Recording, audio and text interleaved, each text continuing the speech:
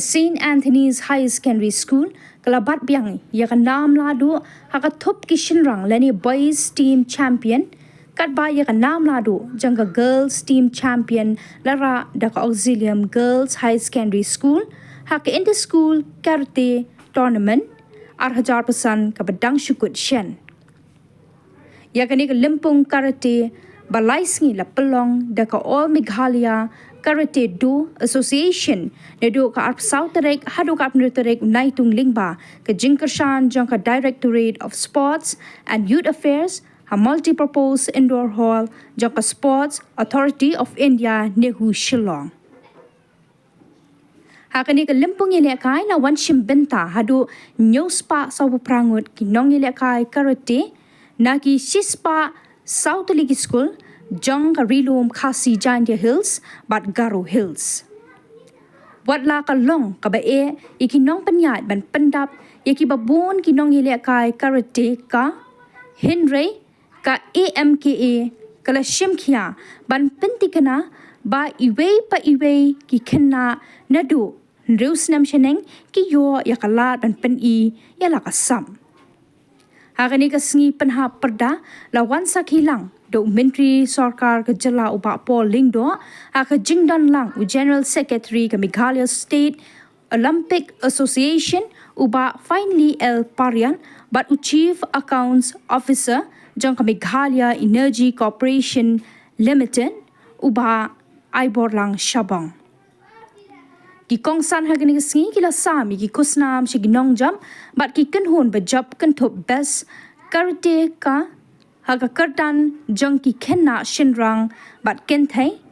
uba polling do ulapen pau ke jinkmen ban yo I ya ka sab bala pen I da ki nong ile kai karate bat uloong ba utikana ba kensayo ya ki takama na ka benta ka Meghalaya bat ke India hakapor ka bapiang.